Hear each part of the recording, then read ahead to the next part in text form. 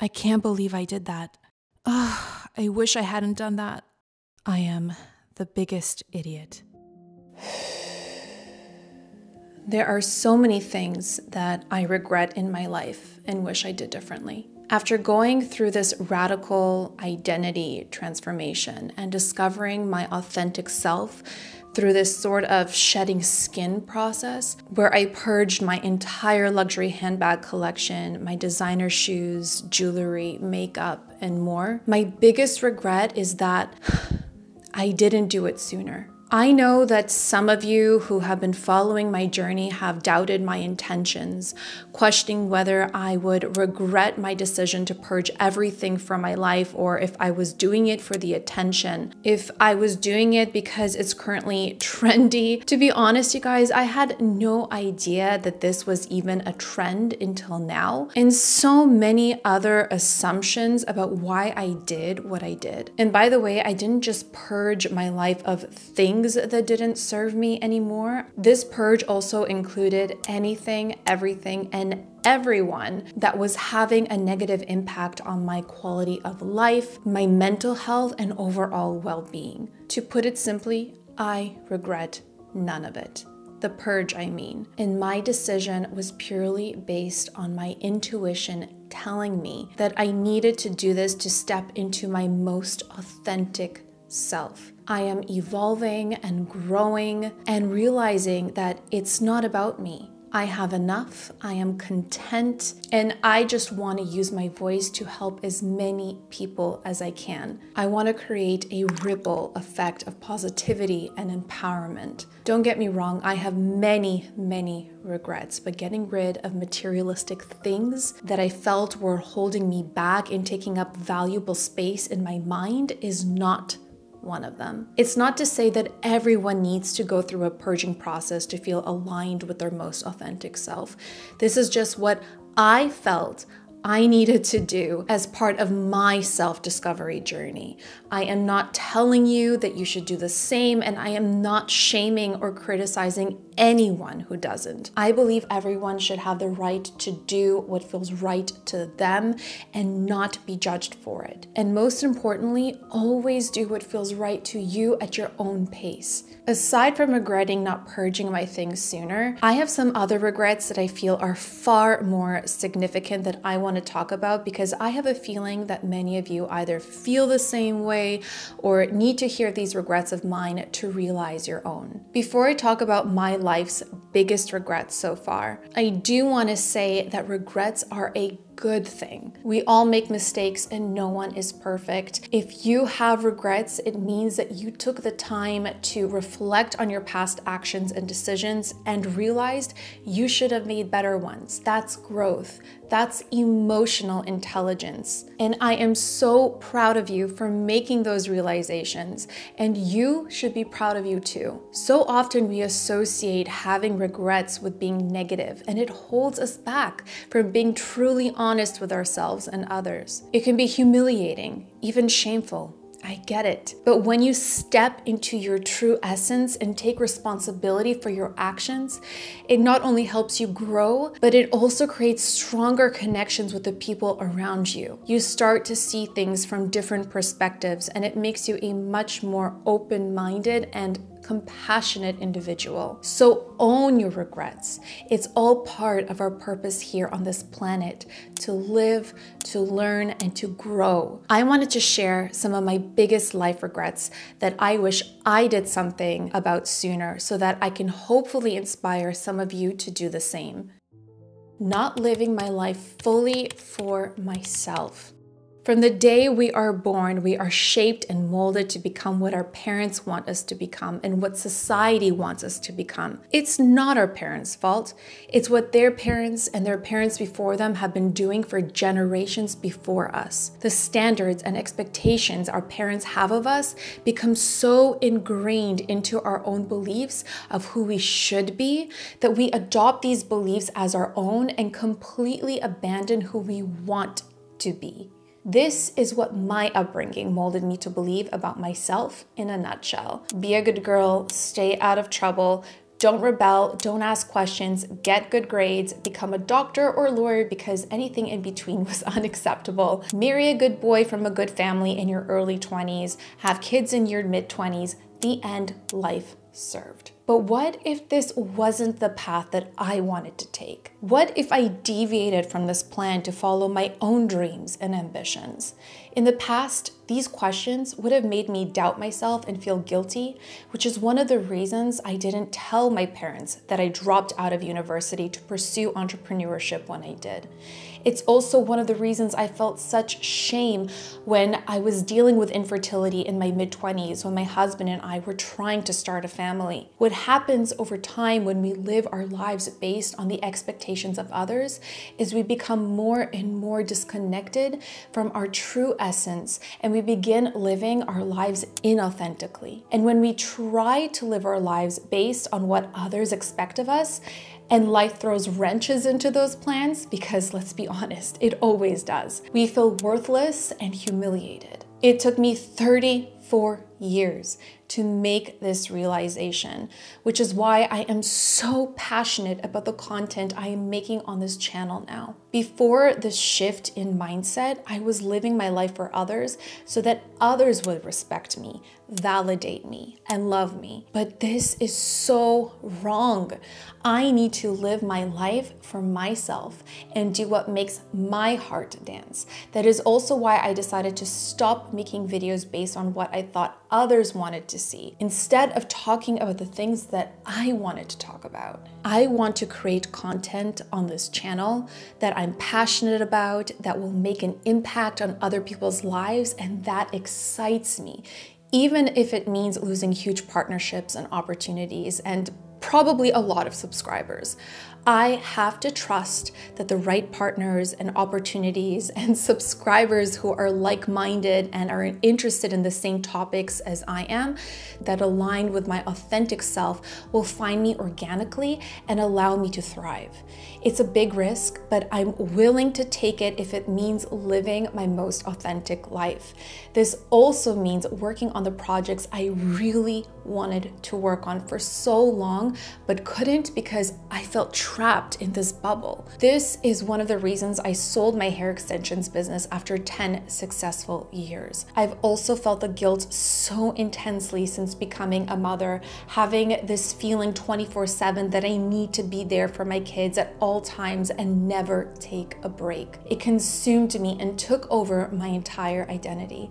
I completely forgot who I was before becoming a mother. Now, don't get me wrong. Since I became a mom, I have experienced a spiritual awakening and growth like never before, and I am forever grateful to my babies for transforming me into the woman I am today. But I also need to show them that I have an identity that is independent of them too. And I had to give myself permission to have a life outside of them and work on the things I want to work on to give my life meaning, purpose, and satisfaction that is not dependent on them. It's so important to have that as a parent. I also started having a me day ritual once a week where I can do whatever I want to do for one day so I can show up as my best version of myself for my family. I'm letting go of any guilt and doing what feeds my soul so that I can feed theirs. Another really important thing that I started doing to live my life for me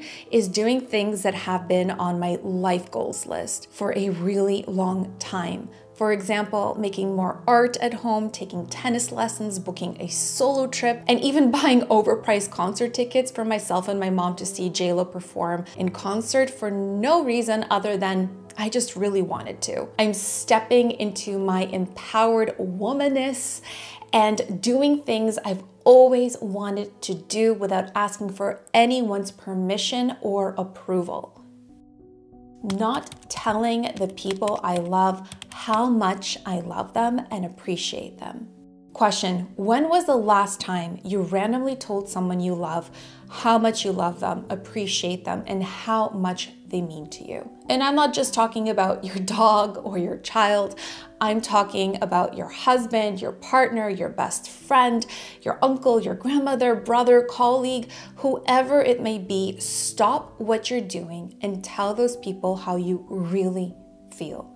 You will never regret saying what's on your heart to someone who means the world to you, and it will only deepen your connection and bond with that person. As humans, human connection is one of the most important things we seek in life. So we should ask ourselves, why are those sentiments only reserved for birthdays and special occasions? They are so much more meaningful and impactful when they are done spontaneously and from the heart. One of the ways I started to show my love and appreciation recently to the people that mean the most to me is randomly sending them a text message. For example, recently I started randomly texting my husband just to tell him how much I love him and how I think he's a great father and life partner. I also started randomly messaging my closest friends to tell them how much I value our friendship and how amazing I think they are.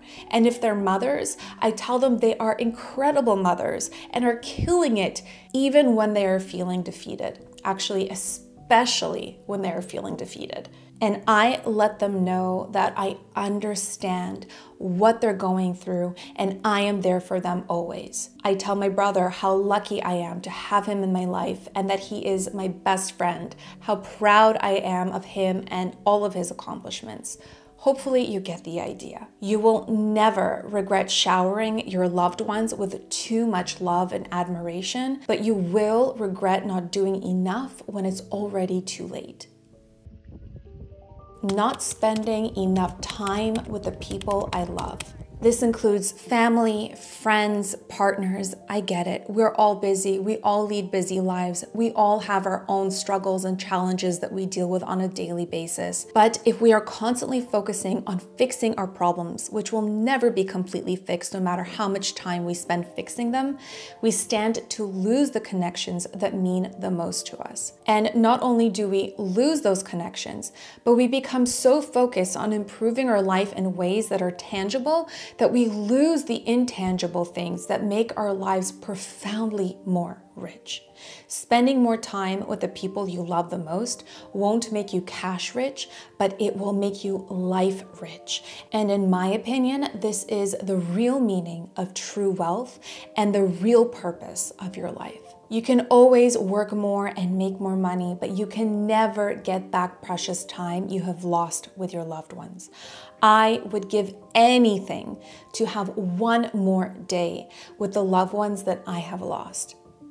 How I treated people during my most trying times. I have gone through my fair share of trying times and traumas in my life, and one of the things that haunts me till this day is how I treated certain people in my life during those times. I understand now that I was completely consumed by my own struggles, that I brought that energy with me everywhere I went and effectively destroyed connections and relationships. I was in constant self-sabotage mode. One of these most trying times in my life was during the time I was dealing with my miscarriages and infertility between 2016 till about 2019. I was probably the worst version of myself during that time in my life, and yet I started this YouTube channel because it was the only thing that I could focus on and temporarily numb my pain. I was depressed, I was angry, I was jealous of the women around me that appeared to be able to have babies so easily when I couldn't. I lacked the emotional intelligence to understand that there is so much more that happens behind the scenes in someone's life, and most of us are just sharing our highlight reels. You never truly know what's really happening in a person's life based on what they post on social media. And at this time, talking about our fertility stories was considered taboo. I had no idea that so many women were struggling with the same journey, and it breaks my heart to think about that because I remember how alone and empty I felt at that time in my life. Because I felt so empty, that's what I gave to my relationships.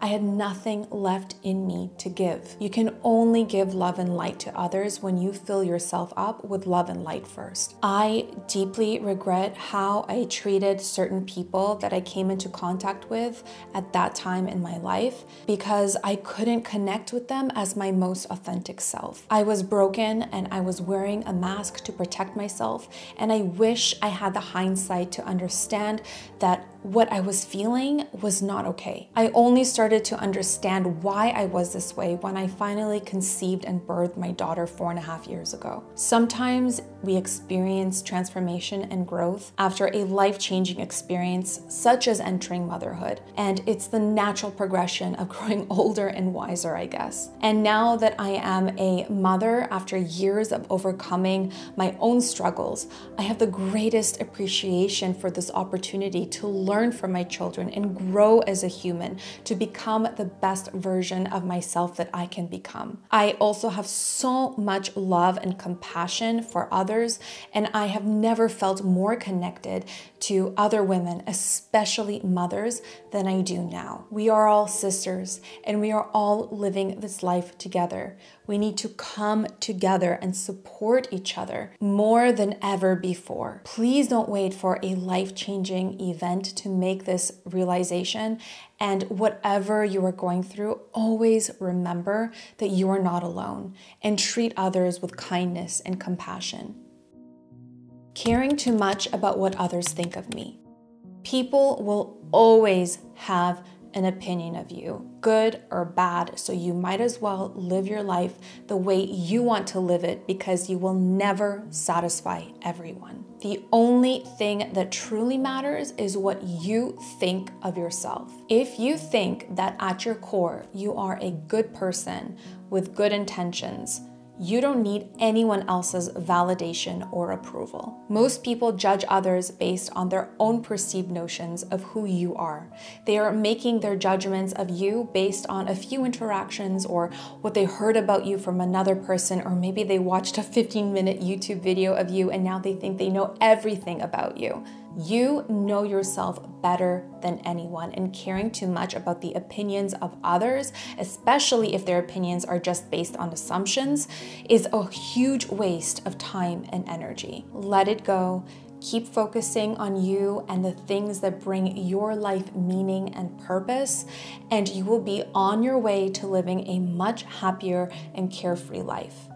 Not practicing boundaries with people and social media earlier. One of the biggest things I purged during my self-growth journey is toxic people. People that have been draining my precious energy and time. Now, I completely understand that this is not always possible. For example, if one of these energy drainers happens to be a family member, in which case I would suggest trying to distance yourself from this person as much as possible and just stick to very surface level interactions and conversations. Otherwise, just unfollow, delete, block. Do whatever you need to do to protect your peace and your mental health. I've also done a huge social media purge where I unfollowed all of the accounts that didn't align with my new identity anymore, or made me feel bad about myself or my life in some way, or that I felt like I no longer related to anymore. It is so important to make sure that you not only surround yourself with people and things that bring value to your life in some way, but to also be mindful of the things you consume on a daily basis. And I'm not just talking about what you eat. That is a whole other conversation that we can save for another video. What I mean is the content you consume daily, either from social media, the news, what you watch on TV, the books you read, the kind of music you listen to.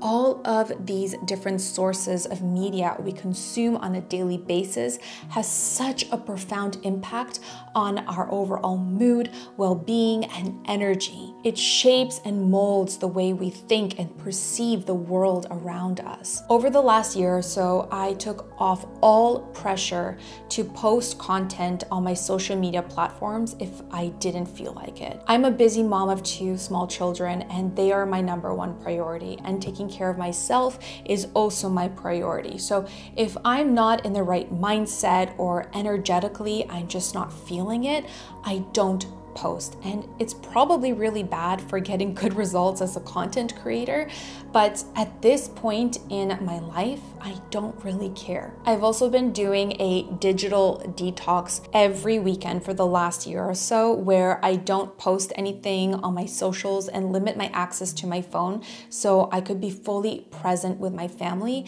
And since I've made these two changes, I am so much happier. If you want to be happier and protect your peace, set boundaries with people and be more mindful of the content you consume daily. Not always listening to my intuition.